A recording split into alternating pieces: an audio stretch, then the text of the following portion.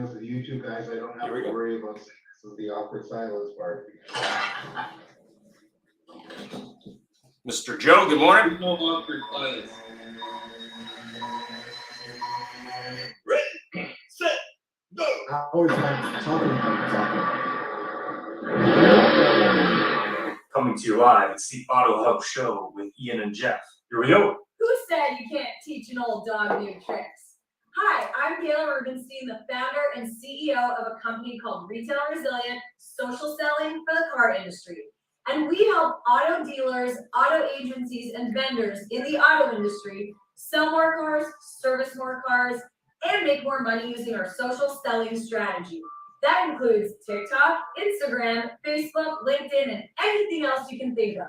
So if you're looking to invest thousands and make millions, we're definitely the social selling company for you. Like I said, who said you can't teach an old dog new tricks?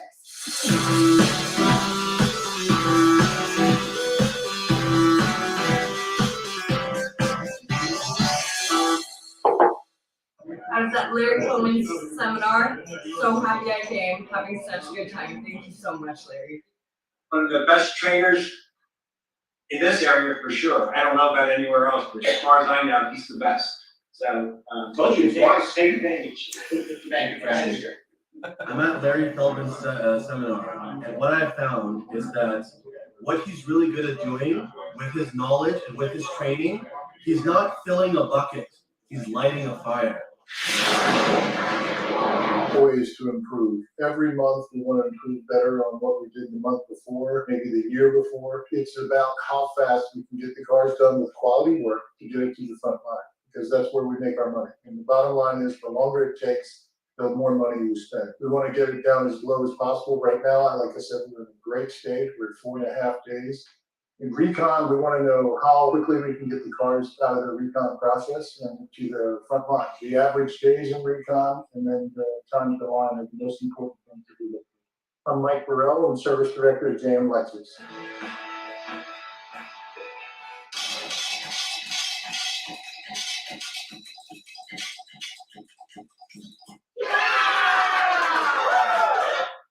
And good morning and welcome. And a special welcome also to Doug and Joe who joined the show. Obviously, feel free to join in. And I got a couple of books. I spent a lot of time on the weekend, believe it or not, looking at anger and problems, I guess. And what I found, there are a lot of uncrunch videos about, all this help and all this stuff. But to me, what I saw in the video that I did earlier was about overreaction and how to not be angry no matter what someone else does. That always served me well in automotive, but also talking to crazy. I mean, the thing that was, I think, kind of interesting when you look at, pre-pandemic and post-pandemic, the thing that's I always believe was that 15 to 20% of people were having challenges that were visible. Today, they're a little easier to identify because they seem to wear masks all the time now. But, at the end of the day, that's where I came up with these books. Go ahead, Jeff, with the disclaimer. Actually, it's funny you're mentioning about anger. There was a video that's made the rounds on LinkedIn for the last 5, 6, 7 days about a GM and a GSM at a dealership, Toyota store somewhere in the southern U.S. that actually got in a fist fight. And it was a 3-minute video of people grabbing people, and these two guys are slamming each other into a car. And very, very interesting how frustrations and anger get over them. And of course, because anger and frustration does happen, the views and opinions of our guests are not necessarily that of the Auto Hub Show or Ian and Jeff. And if you want to read the full disclaimer, please check it out on the website. And I think this is kind of becoming a theme. Thanks, Jeff. I did a poll before last week's show about how to turn more customers into raving fans. And this is pretty much the result I got so far, which was better customer process. So obviously, enhance your staff, earn their happiness, and save them time were also big themes on the show last week, just so you know if you missed it live. And this week, we're doing a show on what is frustrating about the automotive business. So let's go ahead and get into it. Mr. Jeff. Well, first of all, I'm sorry I wasn't here last week. I was actually creating a family process down in the Grand Canyon. Took with my whole family for the first time in a long time. Got a good thing. You talk about a customer process. We drove out there to go see the Skywalk, and what a great thing to see. And we're talking about frustrations. And we drive for 2 hours from Vegas, and had a great time. Stopped at some diner in some random town in Nevada. And we get there, we park at this parking lot, we walk 10 minutes to the building, we stand in line for tickets, and there's a little tiny sign on the booth, handwritten, that says, 2-hour wait to get on the Skywalk. And right beside that tiny booth, tiny little thing, sign, is another tiny sign that says, personal items, cameras, cell phones are not allowed. So you think about this, that we go out there with excitement and we end up turning around and leaving, because what's the point in going to the Grand Canyon if you can't take a picture? And what is the point in going to looking for a car or working in the car business if all you do is get angry and have fights with each other? So that being said, I missed a great show and I was really excited to watch it after. So for our official guest today, we have two fine gentlemen. The third one was supposed to be here, but an emergency came up, and I do hope everything's okay for him. But first of all, the first official guest, and we love having Joe and Doug on always, but is Peter Smith, because he's the only person that's looking at me on my screen at the moment. So introduce yourself, and of course, as we always do, answer the first question. We're going to ask your personal frustration later, of course, but what do you think is the greater issue right now in the car industry? For frustration, turnover, arrogant leaders, tunnel vision, or fat and lazy dealerships? Peter. Well, my name is Peter Smith. I operate a company called The Line Partnership. We assist dealers in every aspect of their business. From you name a silo, we have a person for that opportunity. When I look at the frustration of the automobile industry, I wrote a post about this last week called the unconscious incompetence. It's that people don't know that they don't know. They haven't taken that effort to learn what is happening in this industry, what is happening in businesses around them, and modify their businesses to bring it up to standards. We don't do that in the car business. We look at the car business as a plug and play. Here, we need a person, plug him in there, he's gonna do the job. If he doesn't do the job, we'll get another person. And it's this reciprocal process that it just doesn't change, and we don't open ourselves up for change. And until we do, we'll never get this business better. Well, thank you. That's a tremendously good point, and I think we're running a risk. Honestly, there's no question in my mind that we're playing with fire here. Second guest is Stephen Granger, the King Rabbit of Recall Rabbit, joining us from the greater Austin area, Austin, Texas. Stephen, thanks for joining us again. You're a good friend. Yeah. We appreciate it. So, what do you think is the greater issue? Features of turnover, arrogant leaders, tunnel vision, or fat and lazy dealerships? Yeah, good morning. Thanks for having me.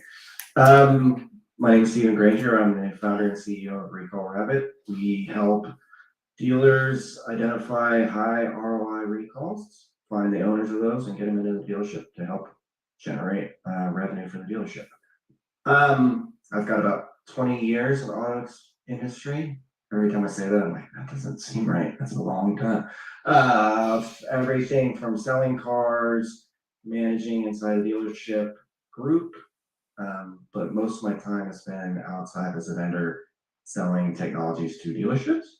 I think there's, the biggest frustration, I think, the reason you guys asked me to be here is because I had a post about recently purchasing a car and experienced a lot of the frustrations from the consumer side of things. I would say there's a bunch of things, but on your list, probably a tunnel vision. I think it also ties in with what Peter said. So I think tunnel vision in the respect that we've done it this way for so long, it works. And the guy who's training the guy who's training the guy who trained the guy it's all the same message over and over and over. And so there's not a lot of change, even though there is an impression that there's been a lot of change since COVID. But as a consumer, there hasn't been any change. Like, yeah. The only thing that has changed is profit has gone up for the dealerships since COVID. That's it. Yeah, well, you know, it's very funny. I've been making a lot of comments recently that we're actually going from the future back to the past. And I'm waiting for the DeLorean. The DeLorean's coming out any day now, you know. So it's we're running back to the 80s very quickly because seems to be very easy because it would keep me for 2 years. You didn't need process. You didn't need people. You needed a product. And, you know, somebody wanted something with all the bells and whistles and the lane departure, don't have it. Okay, what do you got? I got that manual transmission, 2-wheel drive pickup. I'll take it. If you don't mind, Joe, I'm gonna ask your opinion on this. You joined us, you piped in, and I'd love to, or you tuned in, so I'd love to get your opinion. What do you think is the greatest issue? Turnover, arrogant leaders, tunnel vision, or fat and lazy dealerships? You know, I think it's I assume I'm the Joe that you're talking about. I think it's something closer to tunnel vision. I'm not sure if that's the right word. The word that I would use is that month-to-month cycle. You try to talk to most dealers about something that's 6 months out or a year out, they don't want to hear about it. They're going to deal with that once the fire is already upon them, and then it's going to be a panic, right?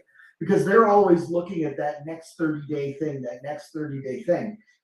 You know, I talk to a lot of people as a journalist. My background in, you know, my website that I do and some of the other journalistic writings that I've been a part of, where a number of really good dealership tools and training tools have kind of come across my desk. Some of them related to electric vehicles, some of them related to financing, some of them related to, you know, warranties and F&I stuff. And I always look at them and I go, wow, this is really neat stuff. Why can't you sell these? Why are you, why isn't, you know, the dealership world pounding the path to your door, right? And the answer I always get is kind of the same thing. Maybe it's an excuse, maybe it's not, but it's this idea of, this is something that the dealerships are going to have to worry about next year or 2 years from now or 5 years from now. And there's zero interest in getting ahead of it. It's just, how is this going to help me sell on the 30th, from here till the 30th? And if you're trying to sell into the dealers or talk to them about the future, you've got like this window from like the 4th or 5th after they're done booking out last month's business until about the 20th, where they're willing to talk to you. Other than that, it's like, I got to focus to the end of the month, or I'm still dealing with the end of last month. And there's nothing else for these guys. And I think personally, that's the biggest challenge. If you can't get out of this 30-day way of thinking, you're always 30 days away from being out of a job. I agree 100%. That's brilliant, man. I as you were talking about it, I'm thinking to myself, I remember the month ends, oh God, then you get into work the first day of the next month, and everybody thinks you're going at it and making more business. No, you're just trying to figure out what the heck happened. Trying to figure out what your commission's going to be. Joe, based on your comment, I came up with 3 quick items. Dealers deal with procrastination. They're the world's biggest procrastinators. That make the decision-making cycle can be anywhere from 3 months to a year, and by that time, the change has already happened, and you have to move on to the next opportunity. Second is dealerships always want instant gratification. They want that plug and play. They want that return on investment. They're hiring that new individual. They want that person to do 20 cars right now without any training, onboarding, or anything else. And the last thing is dealers operate with short-term vision. They do not look at long-term value. And that is the craziest thing. I looked at a dealership financials yesterday, and they did $27 million in revenue out of their sales department, but they have no single policy for long-term customer value. Not one. It's crazy. Not one. And they're not operating a business. How can you go to a bank and say, hey, I don't have a business plan, but my revenues just from the sales department is 27. It's about a $50 million revenue business. They don't have anything. It's ridiculous. Well, that's Nobody cares about the value, or even the bank. You walk into the bank and say, here's how much money we made this year, here's how much money we made last year, and the year before, and the last 2 years, it's been lots of money. They go, you bet, you got it. Yeah. Yeah, so they're in a windfall situation, but they don't see the tsunami that's coming at them right now, and it's coming at them hard and fast. Your turnover is gonna triple. They're gonna go, like, last year we had the lowest turnover at 34%. It's gonna be about 70% going into this year. Because no one's gonna be making the $2,500 commissions, $3,000 commissions, because they're $10,000 over this, and so on and so on and so on. They're just not gonna do it. So we have a huge concern moving forward, and we have to start our recruitment now. We have to change our training, induce coaching into everything, and make it a true business, a true multi-million-dollar business. 100%. We had a comment from Doug. It's interesting how most major frustrations, some won't even listen to alternative ideas. And I would agree with that 100%. I've been talking to dealers now for probably 13 years about different technology in automotive, be that in the service drive, in the website area, in different call center areas, different areas. And what I've found the most illuminating lately has been that if that demonstration is any more than 5 or 10 minutes, they just don't have time for it. Like, what do you mean? It takes like 20 minutes to learn about it? I don't have time for that. Obviously, our guests have been quite vocal about the difficulty buyers are having buying a car this year. What is your number one frustration outside a prospective client thinks they know more than you? What do you think about that? And let's start with Mr. Granger. I mean, you have that experience, so what do you think? I think like I said in the post that I referenced earlier, going through the experience as a consumer was really illuminating to me about the changes that have not really occurred in the dealer space since I've been in it in 20. Like, the only thing different is there's a computer on the desk, maybe, like, if that's what it felt like. But Peter touched on something earlier. Yeah, it's like you could tell that from and I should go back. So I bought a car a month ago. I had a set dollar amount. I was paying cash. I was talking to dealerships across the board, so franchise, independents, large, like top 3 dealer groups in the country to local owned groups, right? So it was a wide spectrum of the space. And what it felt like, because I'm in the industry, it felt like what has happened over the past couple of years is someone's come and sold me technology that's going to make my process so much easier and better and more efficient. I'm going to be like Apple, I'm going to be like Amazon. Technology is going to help. And you could tell from a lot of the stores that no one had actually gone through the process who had purchased it. Because if they had, it would be changed, because links didn't work, tools were cumbersome. You would end up at dead ends. You call in, you can't get to a person. I was super specific about what I was wanting, and I'm clear, like, I'm a car person. I'm gonna make this super easy on you. It's gonna be an easy sale. Here's the questions I have. And I would get terrible autoresponders. No one would communicate with me. Like, I even had one dealer I went to, like, I was narrowing it down to 2 cars, and I ended up paying more at another dealership because the guy wouldn't respond to me. He was kind of a jerk. He was explaining to me how the industry works, and I don't understand pricing. And I'm like, it was just, I was really aghast. And I said in my post, like, I feel bad because I'm the guy that's out there trying to sell technology to stores. And it was kind of sickening to me because I feel like it's an easy, and again, I keep referencing Peter's comments earlier, but like, and they're looking for a silver bullet, and they're like, oh, this is great, I'm gonna buy this thing. And you can tell that's happened. And they bought a bunch of technology that doesn't really help the consumer experience and are basically pissing money away and pissing customers off. It was super frustrating. Wow. Well, I'm laughing at that because I went through various similar experiences purchasing a car in the last 6 months, and that's the reason why I re-entered the business after retiring.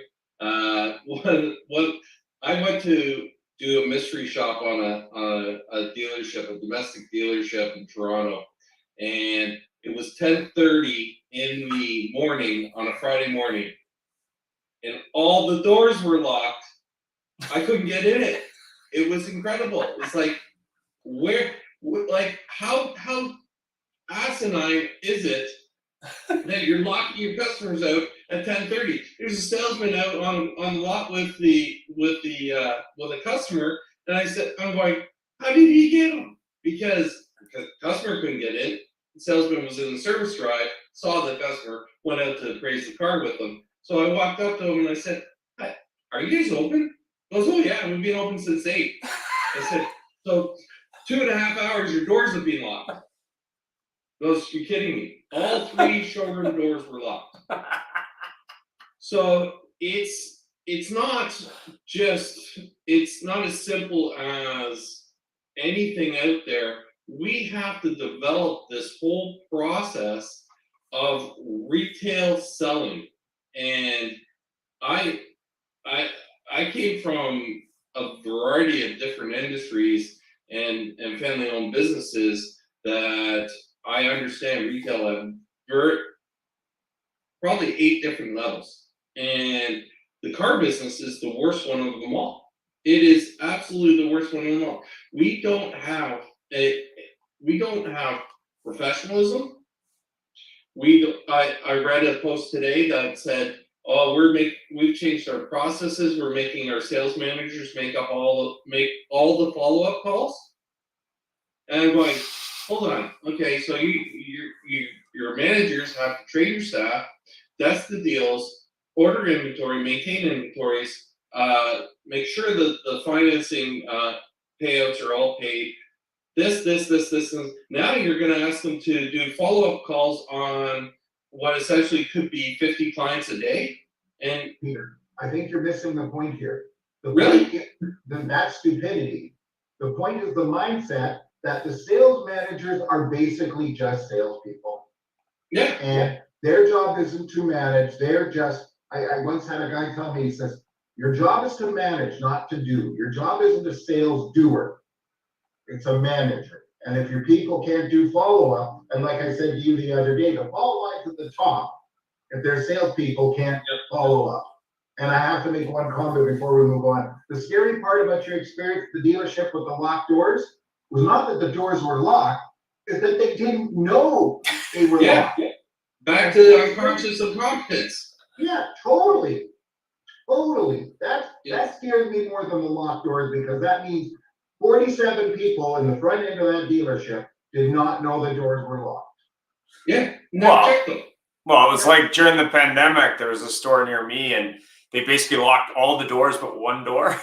So you had to like follow these signs. And I'm just like, just open the doors, guys. Like, the way I look at it is this: any business, home-based business, retail store, small or big, it's really about the customer.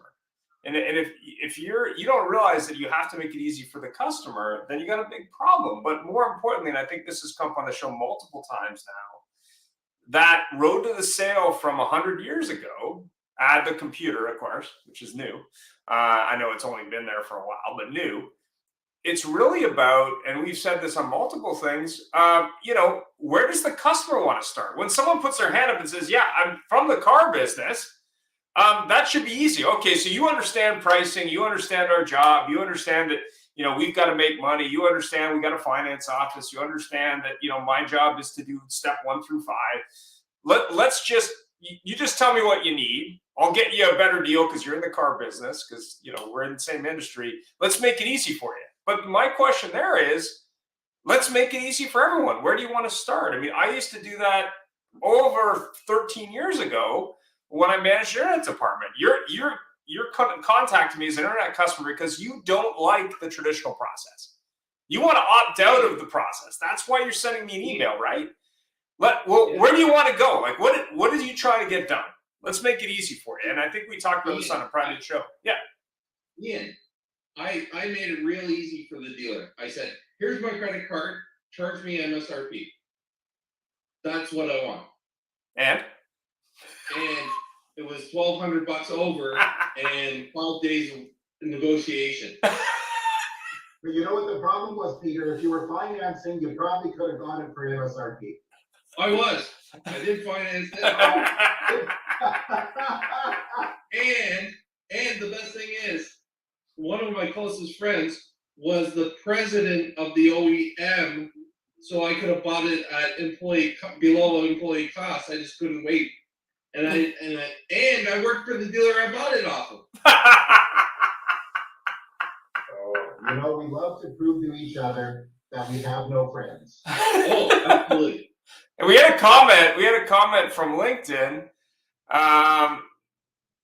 And if you own those stores, what would you do to solve the problems you experience? I think that's a good comment. So maybe people could comment on that. I mean, how would you solve these problems? I mean, these problems aren't new. It's not like this is our first show on bad experience and frustration from a dealer perspective and from a customer perspective. How would you solve those problems if you had your name on the, franchise store or used car store? How would you do that? Why don't we start with Peter? Or why don't we start with go to Steven? Why don't we start with Steven on that? I'd say, like I said earlier, like use your stuff.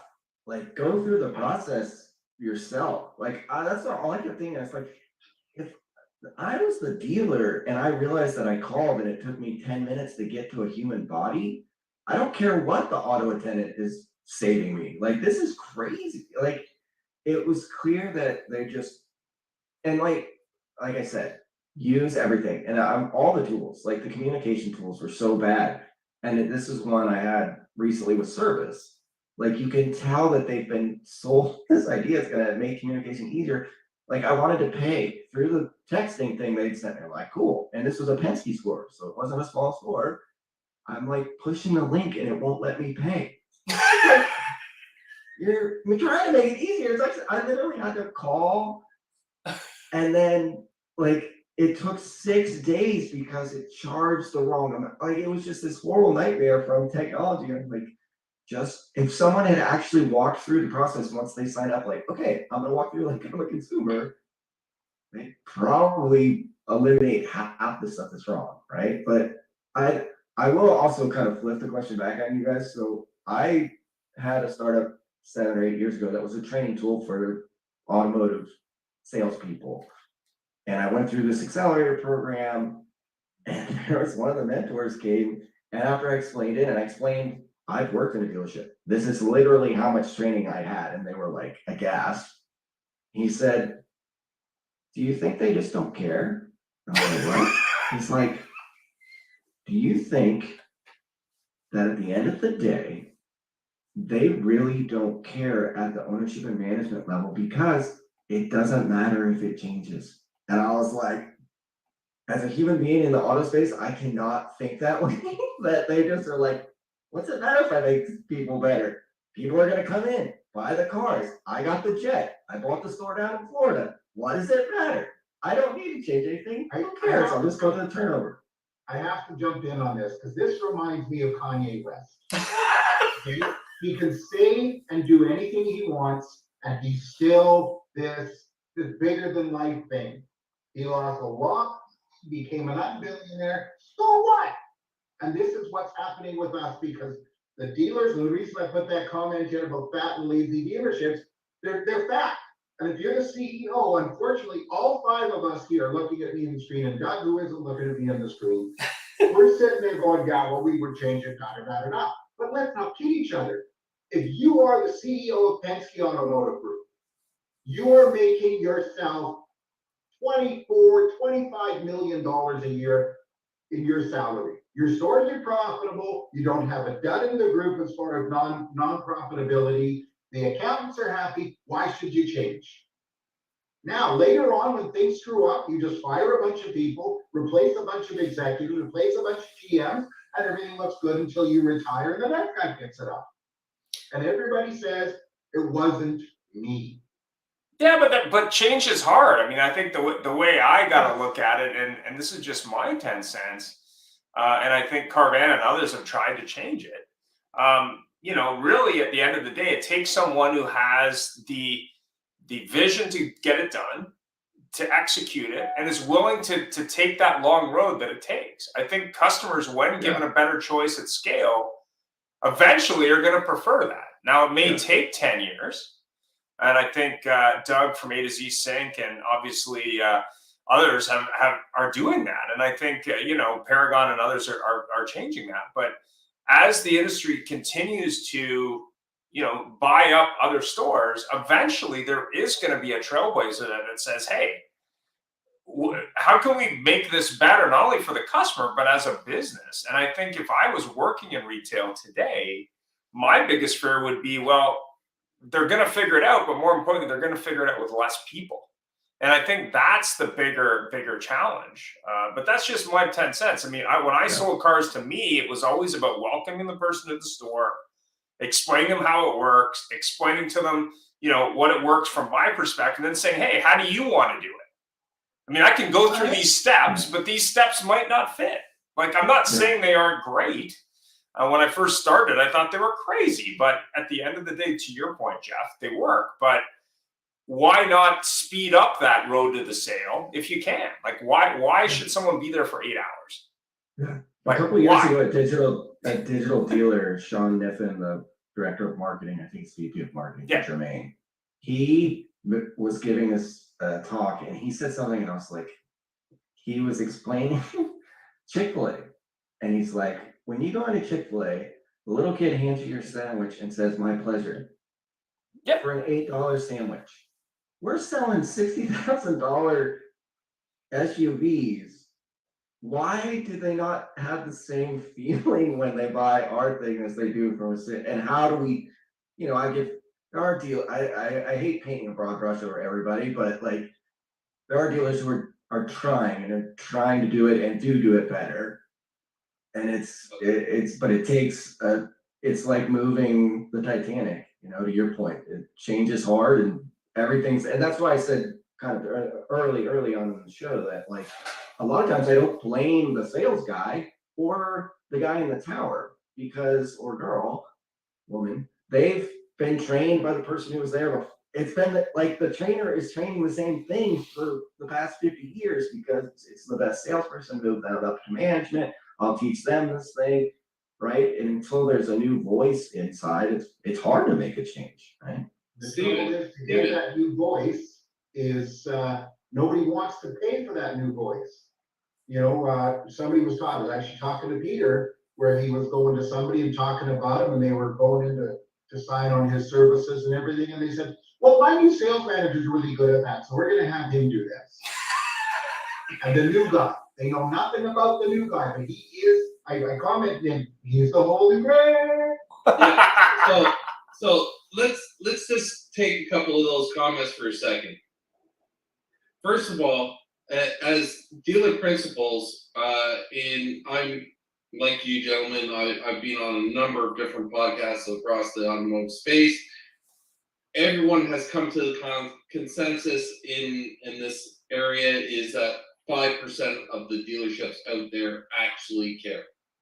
The other 95% are just looking at profitability and profitability on a 30-day process. That's it. The going to the Chick-fil-A thing, well, the person at Chick-fil-A has more training and more process knowledge than anybody in a car dealership. And that is why Chick-fil-A is the strongest opportunity in QSR. So it doesn't have to think. Somebody trained them. They've been trained, and one of the things I talk about in training, let's take Tiger Woods, arguably one of the best golfers that ever played the game. How many golf balls do you think he hits a week? When in his heyday, he was hitting tens of thousands of golf balls every single week to perfect his craft. Now, You also what had if- somebody saying, tweak this little thing. Don't Yeah. keep hitting the same 1,000. Hold on. Right. Now, so he's in training. Now he has a coach. Then he has a manager on top of that. And how that coach took him to say, okay, now when you get into this position, this is what opportunities you're gonna have and what shots you're gonna be able to make.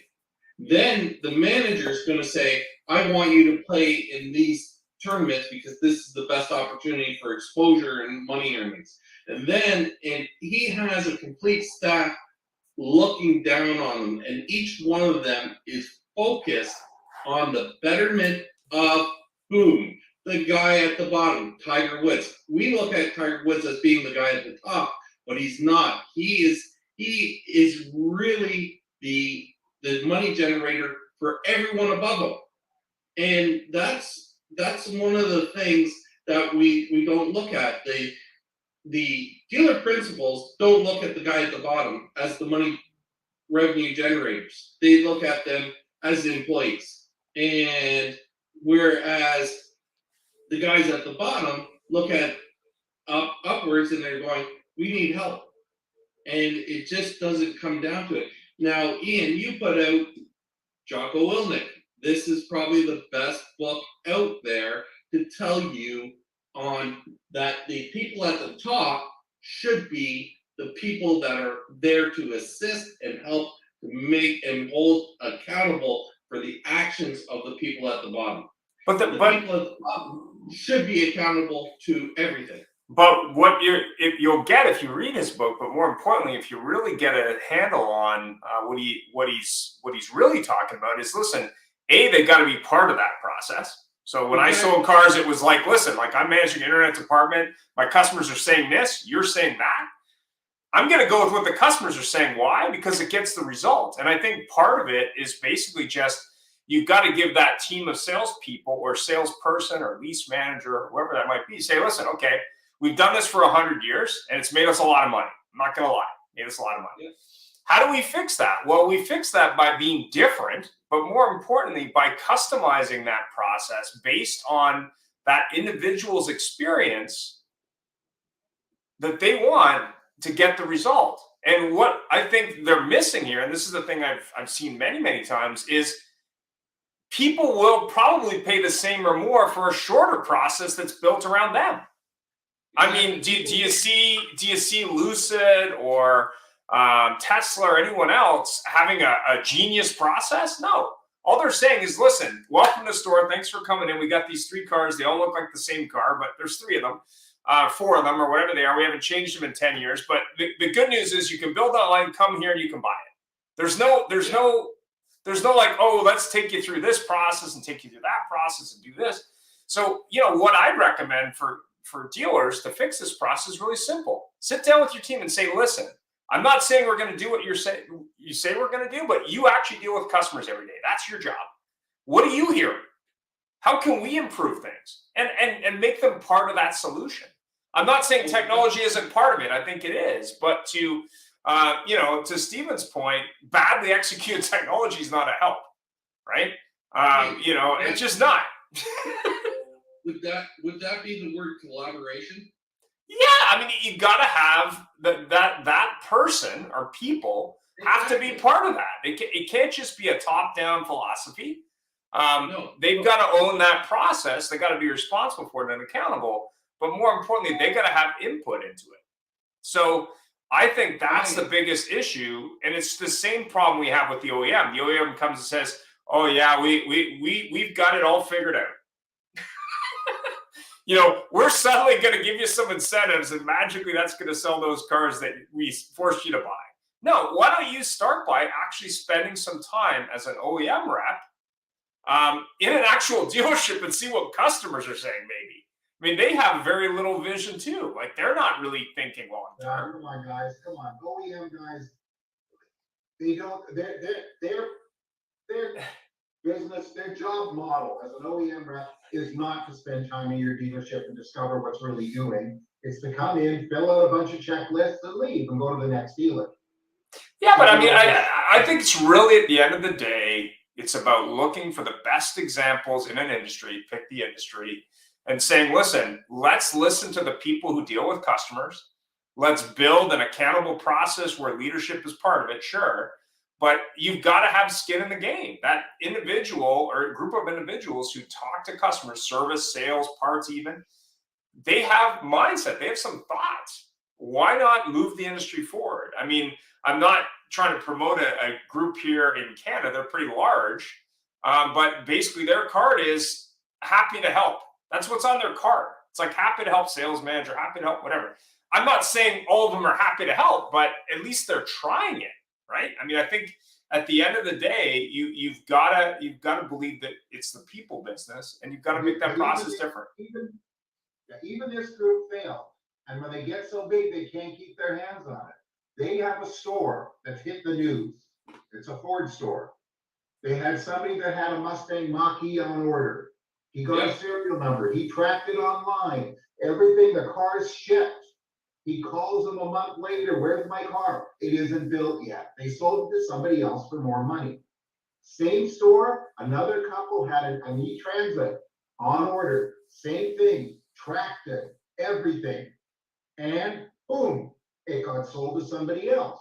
So they're happy to help, but the trouble is in this particular case, the top's pretty good. I know this group, the top is pretty good. And the middle's pretty good. And even in fact, because this is it's across the entire country and probably heading into the States too now. So they've got 75 rooftops. So as good as the top is, as good as the below the top is, something's falling apart when it comes to who is ever above the individual stores. And in fact, their VP of something, a big VP, he was on the national news getting shredded by a journalist and he basically said, we screwed up. They found this other person, a Mach-E, a better one, and gave it to him for the same price. So they lost the money. And the e-Transit's a little bit of a problem because they stopped making them. So again, it's, I'm a big one to promote top down, because the top's screwing up in many cases as far as I'm concerned. But also, we can't just blame the guy above you, can't blame the guy below you. It's got to be a level of accountability all the way down. Yeah, you have to listen to everybody and work as part of a high performance team, which is what extreme ownership's all about. But at the end of the day, I think it's possible to do it much better. That's why I got into the car business 23 years ago. And what got me interested was not just cars. It was the fact that the bar was set so low for the average salesman. I was like, I'm going to do real well in this industry. Why? Because the bar was set so low. I was like, this is going to be a very profitable venture.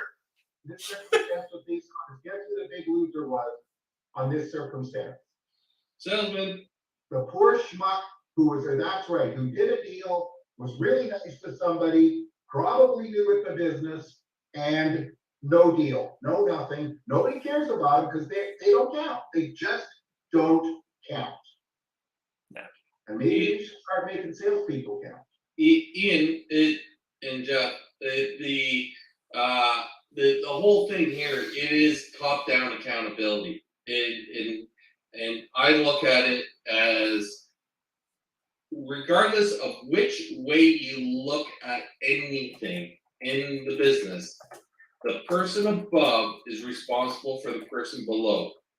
And that is the be all to end all of it. They are typically the person above hired the person below. And at that point, they had the faith, they had the trust, they had the belief that that person can do the job. So why didn't they do the job? There's only two reasons why. They made a mistake in the person by the person either being not untruthful on their abilities or the capabilities, but more than likely they failed at doing the job of bringing them on correctly and training them, coaching them, and showing them the pathway to success. That works from ownership to GM, GM to GSM, GSM down to sales manager, and so on and so on and so on. And fixed ops directors. Yeah, it works all the way down because in basically you have to hold your teams accountable for your actions. It's your actions that the team are following. And you have to turn around and show them the way. It like every Saturday meeting I was ever in, I never talked about where we stood on the dealership as in results or profitability or anything like that. I came into the Saturday morning with a single solitary means of training a new aspect of the business that they hadn't learned yet. And it was giving them the opportunity to put another quiver in their, or another arrow in their quiver, and having that weapon to allow them the feasibility of conversion. And that's what it was all about. It was about collaboration, talking to the staff, saying, hey, what are you coming up with your major roadblocks and obstacles to conversion? Is it inventory? Is it color? Is it this? Is it that? Is it our advertising? Let's get this team firing on all cylinders and get the opportunities out there. That's where we benefit the most. We don't, and that goes back to the unconscious incompetence. I knew because I listened to my team. I focused on what they needed. Hey, our software is not doing it. Our social media is not doing it. Our this isn't doing it. We're not advertising in these focus points. Where do we need to get gains to make it happen? And it's like I look at mistakes are just life's learning experiences. So if you don't do anything, you make a mistake, you learn from it, you get better. That's what mistakes are. No's are just new opportunities. Let's move through all these motivational speeches and all these motivational memes and everything else. They make sense. This is how, if you go into Cavender in Texas, they have motivational sayings all throughout their education room. You look into any of these great groups, it's all about motivation. It's positive thoughts, not saying, hey, you know what, our inventory is low and you won't get a RAV4 hybrid for 18 months because they're all sold out, and we have a backlog of customers, and so be it. Your income is going to be a third of what it was last year. Well, where's the motivation in that? It's understanding what people need and how to drive them forward. Give them a business plan. We have 5 minutes left, so I want to switch gears, Ian, if you don't mind. Yeah, go ahead. Our bonus question, and I actually was inspired by this about a year and a half ago by Stephen. And it is the bonus question. I'm going to hit you, Stephen, with this. What are we doing well? Let's say some good stuff, because you know something, I find myself going down that path very often, where it's like, oh, Jesus, but hey, you know something? There are salespeople earning a good living that are doing a job right. There are dealers that are doing a good job right. There are service advisors that are doing a job right. So generally, what are we doing well? Sorry. No, I think we talked about I think what you're referring to a year ago, like, I still think that dealerships do good, and that if you think about, like we talked about, I think at that time, you know, you think about all the charity they help, all the little league teams they sponsor, like, there are good people in the space trying to do good things, but I think they get down that path, and I think, you know, what I will say, I went through that horrible experience. I did get a guy eventually that was the salesperson. I walked in, the car I wanted to buy, I saw as I was walking in. I was like, that's what I want to buy. He was awesome. And I think if you ask everybody who's bought a car, that moment, and this is what I wish dealers could grab onto, one of the best moments in your entire life is you get that key, you start up the car and you drive off the lot. Like, what an amazing feeling. And I think that's what I wish dealers could think of and reverse. Like, we want that through the whole process.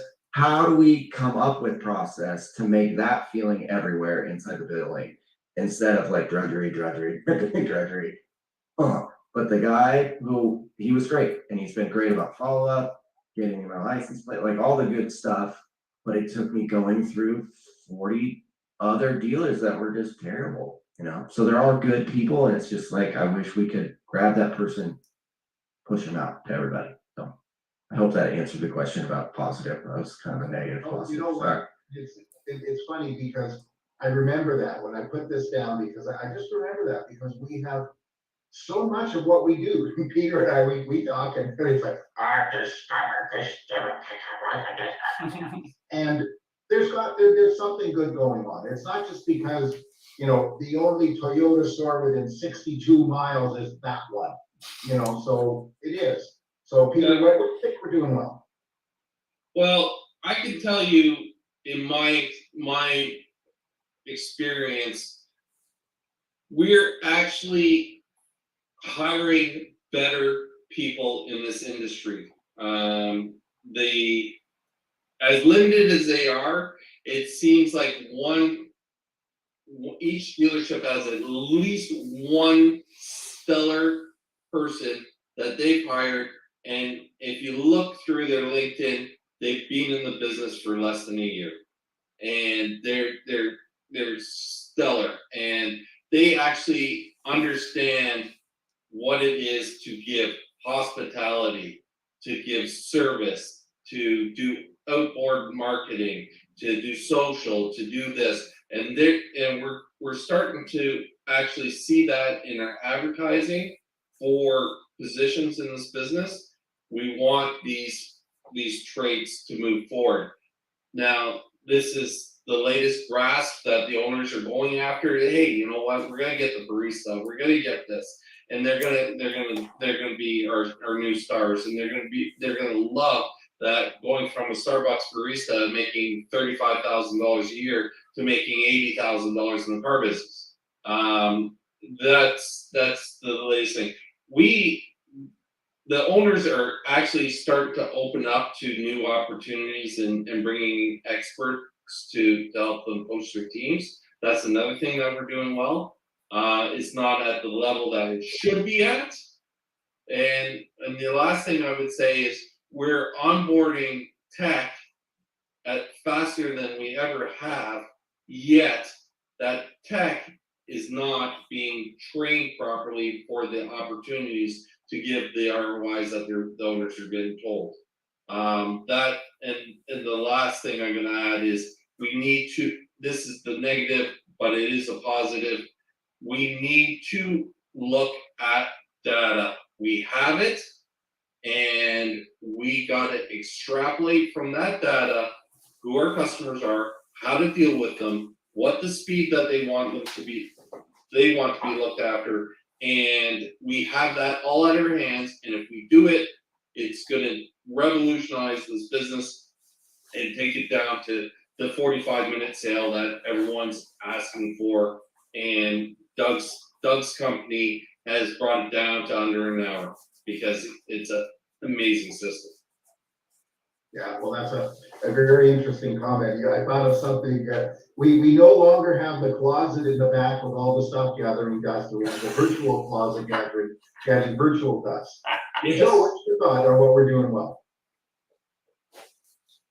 And I think that, you know, one of the few really great things about the car industry that has always been there, and I think for the foreseeable future will still be there, is that it is a meritocracy to some extent. If you come in and you do the right thing and you build a connection with your customers and your community, you're gonna do well, and you're gonna make money, and you're gonna succeed. And if you come in as a cynic, maybe you'll churn along and you'll do, you know, 8 to 12 a month, and you'll make some money here or there, especially if you really like to crack people, you'll probably make a decent living. But you'll never reach that next level. And I think that's gonna happen at the management level and at the high end level. And I think some of these dealers and some of these corporate groups that do have more than that 30-day short cycle vision are going to keep getting bigger and bigger, and they're going to squeeze out all the mom and pops and Lucky Sperm Club kids that are happy to keep cashing their checks at the end of the week and not worry about what it's going to look like in 5 years. Just to add to that joke, I posted a comment by Nick Saban, the famous coach. Average players want to be left alone. Good players want to be coached, and great players want to be told the truth. And that is so in point to what is being said today on the show. We need to be told the truth to get better. I came up with this idea popped into my head while everybody was talking. Maybe it's time we change some of the role descriptions, not the description, the titles. And Toyota's got product advisor and all that stuff. I had a salesman in my Toyota store. The guy was a 25 car a month salesman. He never took it up. He'd been there 50 years. He had people coming in, repeat, referral, here's my kid, et cetera, et cetera, et cetera. The company changed the top. The son came in, brought in a henchman, made everybody miserable. This guy lasted about 18 months. This guy lasted another year, and then he got poached by another Toyota store.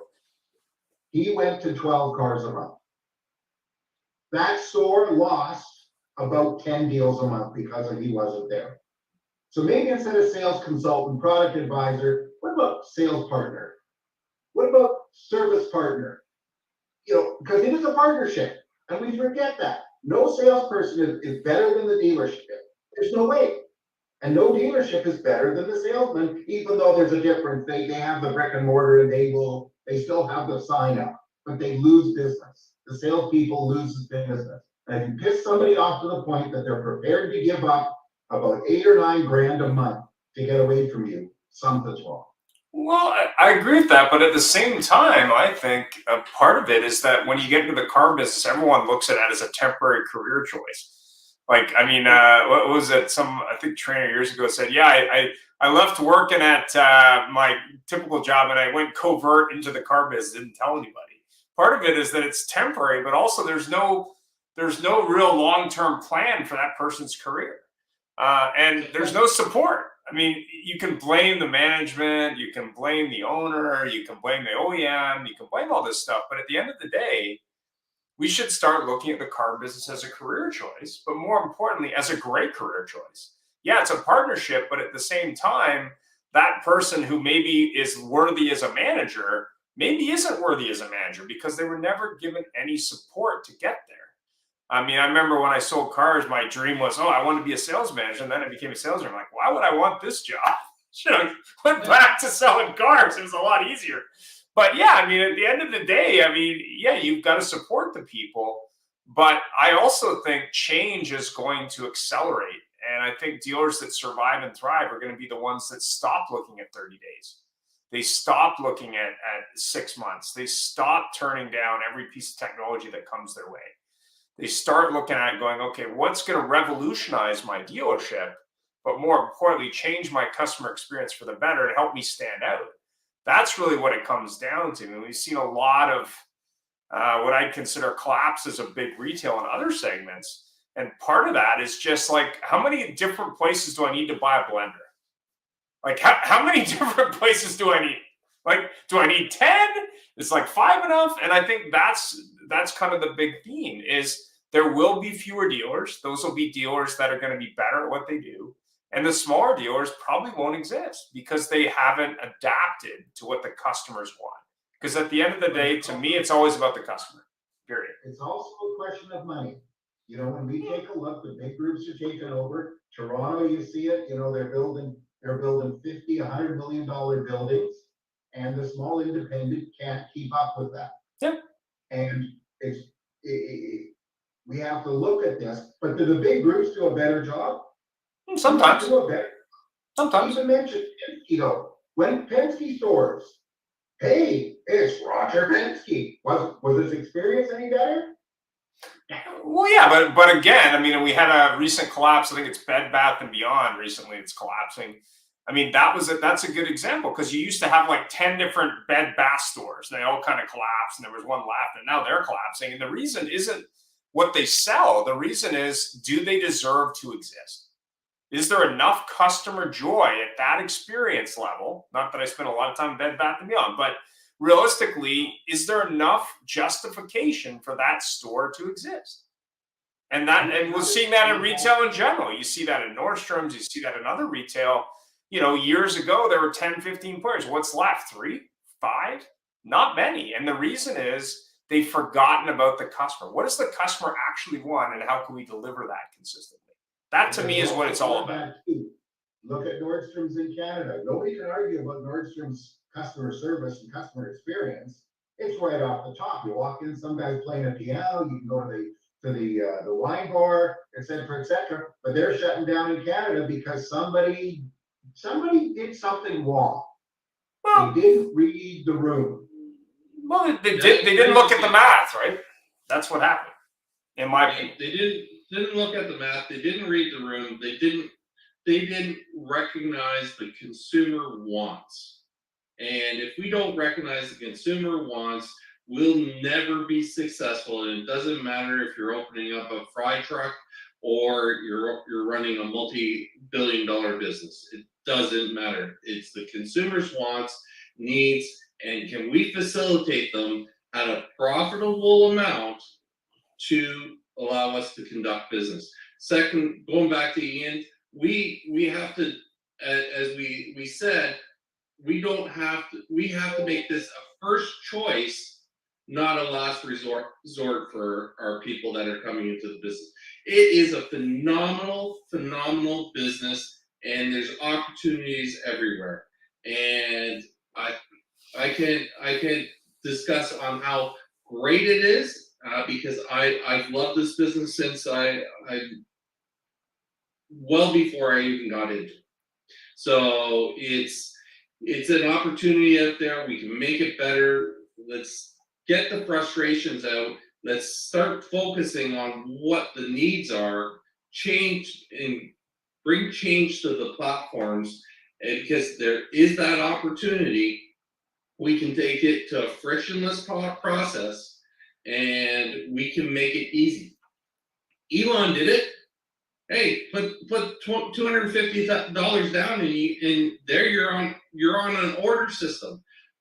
Well, okay, hold on. The OEM that controls the order bank, the dealership, no one else can buy a car because it's already structured in there, and the car comes. It's simple. The car comes to wherever the dealer is, and it's not they operate on an agency model, but you can do that at a franchise model. It's not hard. Technology is there to do it, and we can stop the people that, and we all know about the people that walk in and they buy a car and then they go to the next dealership, buy another car, and then cancel the last dealership because they saved $40. And then the reciprocal process keeps going until they get to the point where someone throws them out of the dealership. We can stop that. It's easily done. Tech's there to do it. So we that's a frustrating size. So anyways, I can go on and on. No problem. Thanks for being on the show today. I really appreciate it. Any final thoughts, Mr. Jeff? All right. Thanks. It's been fun. Stay Yes. well. Take care. Bye. Thank you. Bye. Thanks for joining us. It was a great show, and follow us anywhere you would like on your favorite podcast, on Facebook, on LinkedIn, and of course on our YouTube, or subscribe to our own channel.